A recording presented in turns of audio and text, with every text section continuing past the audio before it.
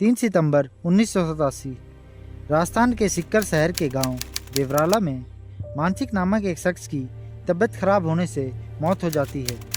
अगले दिन उसके शव और साथ ही उसकी पत्नी रूप कंवर को शमशान लेके जाया जाता है। शमशान में मान सिंह की चिता पर रूप कंवर को बैठाया जाता है और लकड़ियों में आग लगा दी जाती है। कुछ लोग लठ लेकर चिता के चारों तरफ खड़े हो जाते हैं कि तब ताप बढ़े तो रूप कंवर कहीं भागे नहीं। जब धीरे धीरे चिता आग पकड़ती है, रूप कंवर की चीखें चारों दिशाओं में गूंजने लगती है। कुछ समय में यह चीखें राख में बदल जाती है। यह अंधविश्वासी समाज उसे यह असहनीय पीड़ा देकर उसे देवी का दर्जा देता है। उस समय उसकी उम्र 18 वर्ष थी और शादी को लगभग 8 महीने हुए थे। हिंदू रीति रिवाजों के कारण दोनों ने लगभग 20 दिन ही साथ बिताए थे और उससे अब जीने का हक भी छीन लिया था। यह हमारी पुरानी संस्कृति थी जिसे सती प्रथा कहते थे। यह वह कुप्रथा है जो 1829 में राजा राममोहन रॉय के प्रयासों से बैन कर दी गई थी, लेकिन परंपरा व संस्कृति के नाम पर यह 21वीं शताब्दी तक चली। हिंदू इस रीति रिवाज को फॉलो करते थे क्योंकि कई हिंदू धार्मिक ग्रंथों में इसका डायरेक्टली और इनडायरेक्टली उल्लेख मिलता है।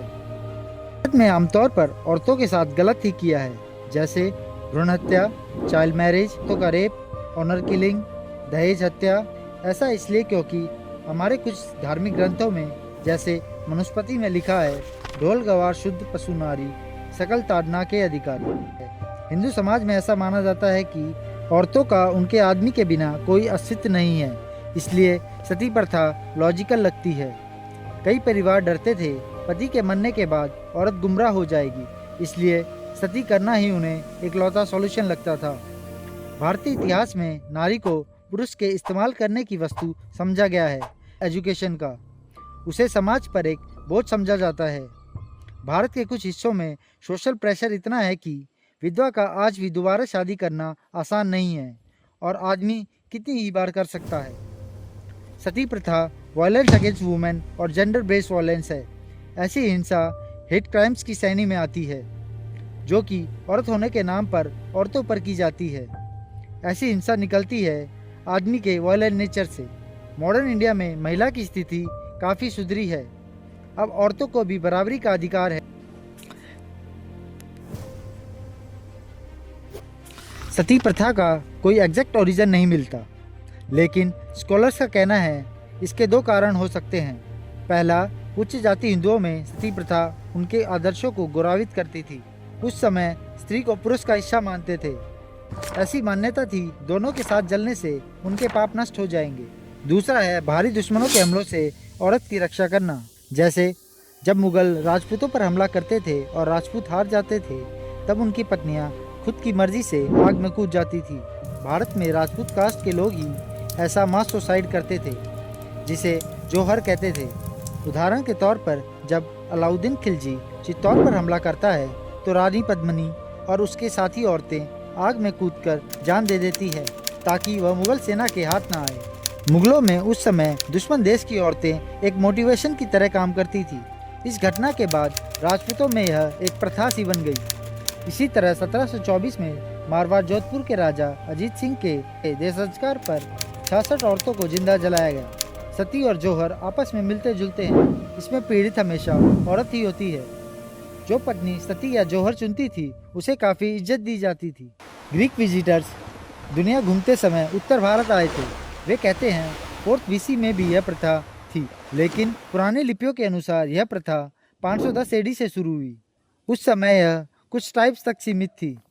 8वीं शताब्दी तक सती प्रथा का चलन काफ़ी कम था, लेकिन 13वीं शताब्दी आते आते यह एक आम प्रथा हो गई। अब इन सभी 2 बातें साफ है।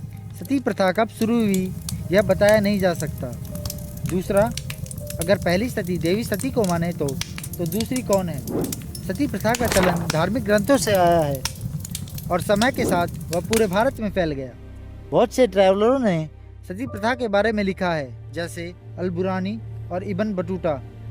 ब्राह्मणों ने सती प्रथा को फैलाने का काम बखूबी किया है। देवी सती और शिव भगवान की कहानी एक परफेक्ट एग्जाम्पल है, जिसमें देवी सती के पिता भगवान शिव का अपमान करते हैं, जिससे सती अपने पिता से क्रोधित होकर यज्ञ की अग्नि में भस्म हो जाती है। हालांकि इसमें देवी सती न विधवा थी और न ही अपने पति के साथ जलकर मरी थी, फिर भी यह सती प्रथा के लिए उदाहरण बन गई।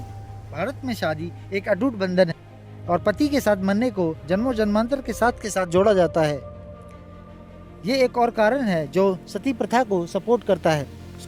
कुछ स्कॉलर्स का मानना है उस समय सती होना अनिवार्य था, लेकिन कुछ का कहना है पत्नी को एक दिन दिया जाता था सोचने के लिए कि वह सती होना चाहती है या नहीं। अगर वह सती होती है तो पूरा परिवार और समाज उसका मंदिर बनाकर उसे देवी की तरह पूजते हैं और उसे देवी सती का अंश मानते हैं। उस समय बहुत से लोगों ने इस प्रथा को इलॉजिकल और अमानवीय बताया, लेकिन इस प्रथा का उल्लेख कुछ धार्मिक ग्रंथों में है। वेदों में सती प्रथा का उल्लेख नहीं मिलता। उसमें सिर्फ पुरुष के मरने के बाद स्त्री को क्या करना चाहिए बस उसका उल्लेख है। लेकिन महाभारत में इसके कई किस्से हैं, जैसे महाराज पांडु की मृत्यु पर उनकी पत्नी सती होती है। साथ ही विष्णु पुराण में भी इसका उल्लेख है। जब कृष्ण भगवान की मृत्यु होती है तो उनकी 8 पत्नियां भी उनके साथ सती होती है। इसी तरह हमें शिव पुराण और बृहस्पति सम्मति में सती प्रथा का उल्लेख मिलता है। 7वीं शताब्दी में यह प्रथा सिर्फ ऊंची जात वाले हिंदुओं में थी। 13वीं शताब्दी से 7वीं शताब्दी में सती प्रथा दक्षिण भारत में पूरी तरह फैल चुकी थी। दक्षिण भारत में जब कोई राजा मरता था तो उसके साथ उसके सभी सेवादार, रानियां और दासियों को भी साथ जलाया जाता था कि मरने के बाद वह स्वर्ग में उनके साथ रहे। ऐसा नहीं है, उस समय सती प्रथा पर रोक लगाने की कोशिश नहीं की गई।